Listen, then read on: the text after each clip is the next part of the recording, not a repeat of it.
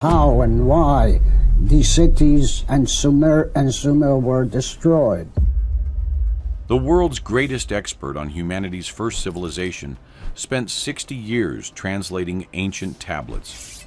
Then, in the final months of his life, he admitted he got it all wrong.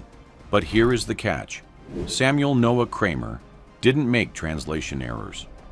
He realized something far more disturbing. After many years of research by numerous scholars, including myself, we know now that Sumerian literature consists primarily of epics, myths, hymns, laments. Modern humans might be physically incapable of understanding what the Sumerians were actually trying to tell us. And if he was right, everything you learned about the origins of civilization is based on a lie we've been telling ourselves for over a century. The man who could read the impossible. Samuel Noah Kramer was born in 1897 in Ukraine. His family fled to America when he was still a child, settling in Philadelphia, where young Samuel would discover his life's obsession. At the University of Pennsylvania, he encountered cuneiform writing, wedge-shaped marks pressed into clay tablets by ancient scribes. This little piece of clay from the library's collections is packed full of information from 4,200 years ago. Symbols buried beneath Mesopotamian sands for thousands of years. For most of human history, no one could read them. Kramer wanted to go further back than anyone had gone before. He wanted the beginning. He wanted Sumer. The Sumerians built the world's first cities around 4500 BCE. They invented writing. They created the wheel. They developed the first legal codes, the first schools, the first literature. They had mathematics and astronomy that wouldn't be matched for millennia. All of this existed thousands of years before Egypt's pyramids, and almost nobody could read what they had written. Kramer changed that. He taught himself Sumerian from scratch. No native speakers to consult, no dictionaries, no guides, just clay tablets and obsessive determination. For 6 decades, he worked in the basement of the University of Pennsylvania Museum. The air smelled of dust and ancient earth. Fluorescent lights hummed above rows of artifacts most people didn't know existed. Kramer sat hunched over tablets, running his fingers along grooves pressed into clay 5,000 years. Ago, decoding symbols one painful word at a time. By the 1950s, he had become a legend. His book, History Begins at Sumer, introduced millions to this lost civilization. He discovered the first recorded love song. The oldest known song in the world, the Hurrian hymn, was written in cuneiform and dates back to 1400 BC. It was discovered on a clay tablet in Syria. The first legal code. The first school system. When archaeologists found new tablets, they sent them to Kramer. He was the authority. The bridge between the modern world and humanity's deepest past. But here's what almost nobody knew. Even at the height of his fame, Samuel Noah Kramer was never comfortable with his own conclusions. The footnotes. Nobody read Study Kramer's academic papers carefully, and you'll find something strange hiding in the margins. Footnotes. Small, almost apologetic notes mentioning that certain words had no English equivalent, that some concepts resisted modern interpretation, that particular passages remained stubbornly obscure. Most readers ignored these. Every translator acknowledges difficulties. Ancient languages are complex, but here is the catch. The footnotes grew more frequent over the years and more troubled. By the 1980s, Kramer wrote statements that should have alarmed his colleagues. The more I study these texts, the less certain I become about their true meaning. His colleagues dismissed this. The self-doubt of an aging scholar, they said. A man who had spent too long with ancient texts. They were wrong. Kramer had discovered something that terrified him. The Sumerian language had no word for religion, as we understand it. No distinction between natural and supernatural. No concept of miracle, because there was no baseline of normal for miracles to violate. The Sumerians didn't separate sacred from secular. These weren't categories they recognized. When Kramer translated tablets about Sumerian gods, he used a word carrying enormous baggage from later religions. We think of gods as supernatural beings worthy of worship. But the Sumerian word translated as God meant something closer to great power or cosmic principle. They've been translated, and they tell exciting stories about how gods intermingled with human beings and actually had a hand in the creation of human beings. The Sumerians might not have worshipped these entities at all. They might not have thought of them as beings in any sense we would recognize. Kramer realized Sumerian thought operated on assumptions about reality that we no longer share. Not primitive thinking, not simple thinking, alien thinking. And he had spent 50 years forcing their words into categories they would never have recognized. The tablet that changed everything. One tablet haunted Kramer for decades, found in the ancient city of Nippur, dating to around 2100 BCE. It contained a dialogue between a human and a god discussing the origin of civilization. Kramer published his translation in 1949. In his version, the god explains how the gods granted civilization to humanity as a gift. The translation fit perfectly with established narratives. It appeared in textbooks worldwide. It made Kramer famous, but the tablet kept nagging at him. Something felt wrong. In 1988, at 91 years old, Kramer returned to that tablet one final time. He sat alone in the museum basement, the clay artifact cool against his weathered hands. He tried to forget his previous translation. He tried to see what the original Sumerian actually said. But here is the catch. His translation had been completely wrong. The word he translated as gift could also mean awakening or remembering. The word he translated as human could mean sleeping one or unaware one. The word he translated as God could mean fully conscious one or aware power. Reread with these meanings.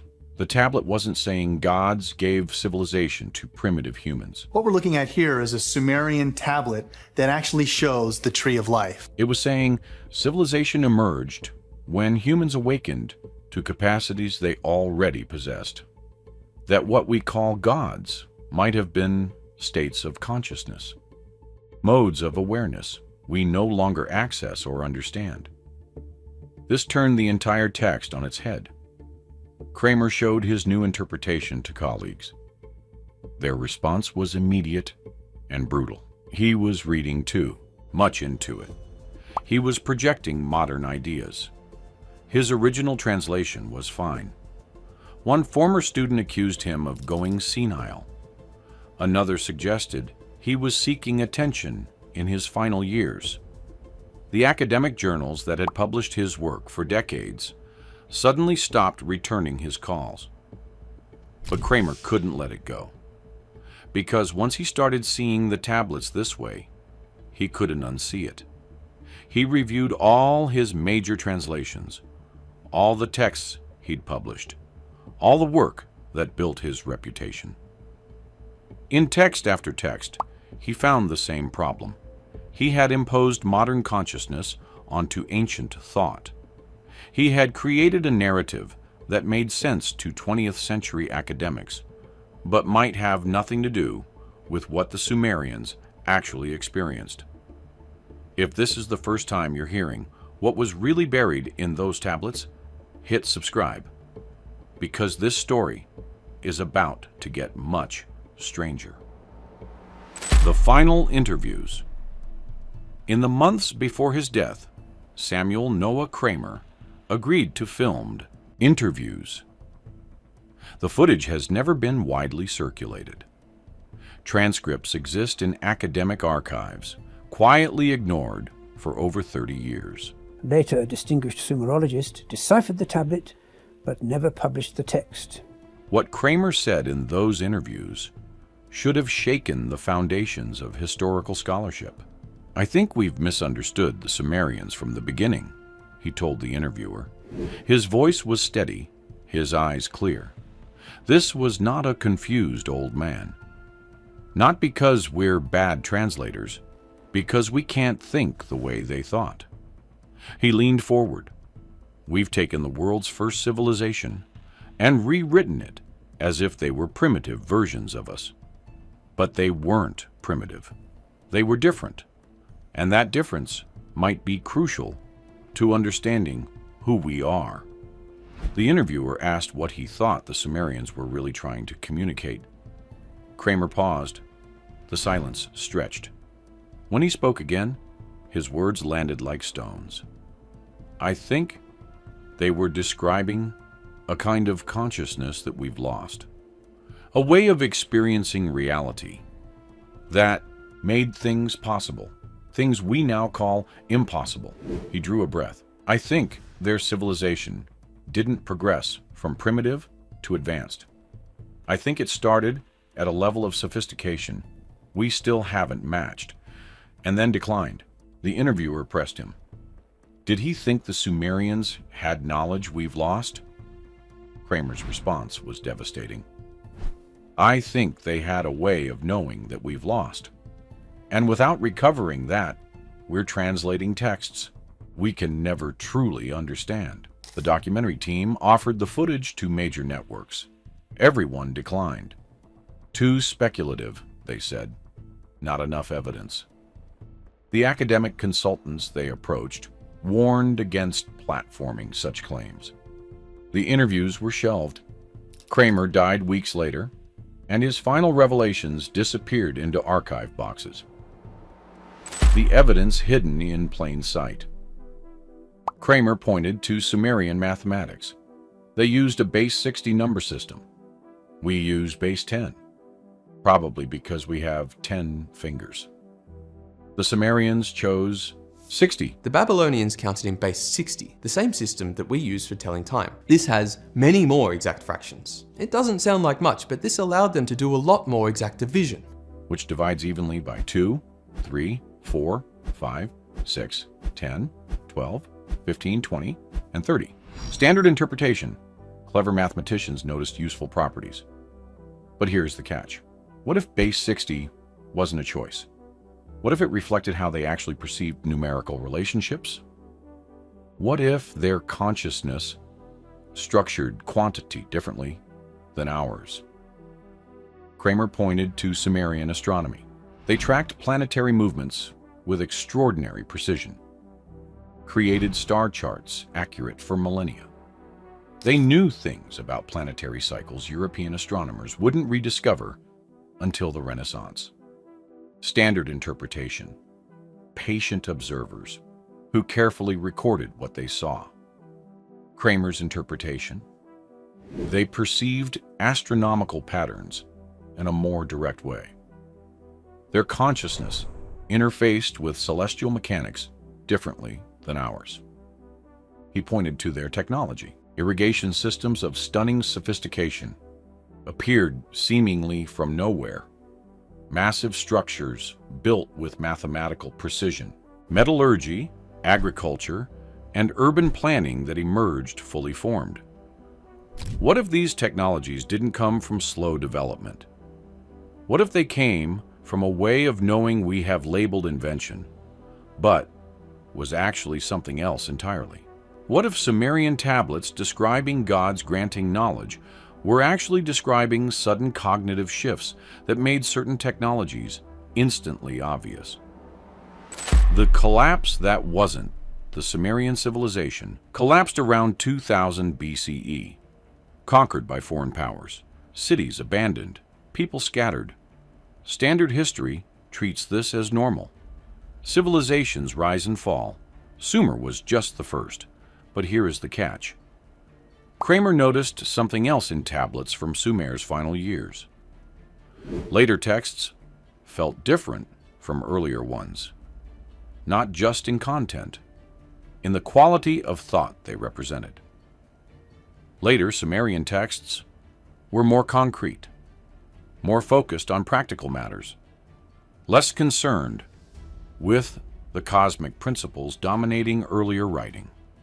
The Xiao civilization wasn't just politically collapsing, it was cognitively declining.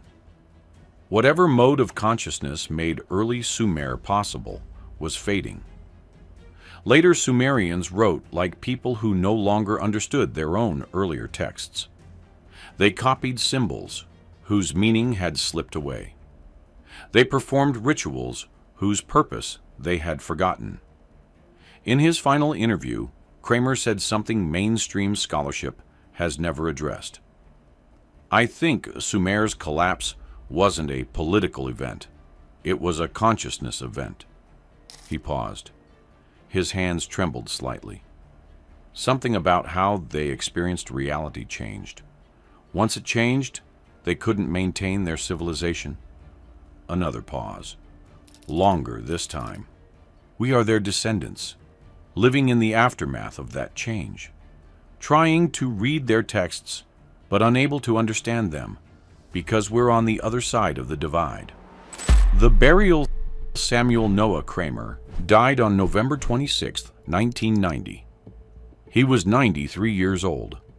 His obituaries celebrated his contributions. They noted his translations, his books, his achievements. They mentioned his role in revealing Sumerian civilization to the modern world. They did not mention his late-life doubts. They did not discuss his final interviews. They did not acknowledge his admission that his life's work was based on a fundamental misunderstanding. This wasn't passive neglect. This was active suppression. After Kramer's death, his colleagues moved quickly to contain the damage. His final papers were quietly shelved. The documentary footage disappeared into private archives. Scholars who expressed interest in his late interpretations found themselves warned off by department heads. One researcher who tried to publish a paper exploring Kramer's final insights had his submission rejected by every major journal. The rejection letters all used similar language, not in keeping with established scholarly consensus. The message was clear. Kramer's earlier translations remained in textbooks. His interpretations continued shaping how Sumer was taught. But his final revelations, his warnings, his admission that everything might be wrong, all of it vanished. Because admitting Kramer was right would require rethinking everything, not just Sumer, the entire story of human progress, the foundational assumption that we are the pinnacle of development, that ancient peoples were primitive versions of us, that history moves in a straight line from ignorance to knowledge. If Kramer was right, we are not the culmination of human development. We are a specialized branch that sacrificed breadth for depth. We gained certain abilities while losing others. And somewhere in those clay tablets lies a truth about human consciousness that we keep reading but cannot understand. The warning they silenced before he died, Samuel Noah Kramer recorded one final statement. His voice was urgent, his words precise. "Before I die, please listen. We have gotten this wrong, not the details. The whole framework." He leaned toward the camera. "Until we're willing to admit that our modern consciousness might not be capable of understanding ancient consciousness, we'll keep teaching a history that never happened, and missing a truth we desperately need to recover." That was his warning. A man who devoted 60 years to bridging ancient and modern worlds realized the bridge he built led nowhere. The Sumerians pressed their knowledge into clay 5,000 years ago. Those tablets sit in museums around the world right now. We can read every symbol. We can pronounce every word. And we have no idea what they actually mean. Samuel Noah Kramer spent his life translating Sumer. In his final years, he admitted he failed. Not because he lacked skill, because the task might be impossible. Because you cannot translate between worlds operating on incompatible principles of thought. The greatest expert on humanity's first civilization died trying to warn us. The academic world buried his warning, and the truth he glimpsed remains locked in clay, waiting for someone capable of finally understanding it. What if everything we think we know about where we came from is wrong? Drop your thoughts in the comments below. And if this changed how you see ancient history, smash that like button and subscribe. We have more mysteries to uncover.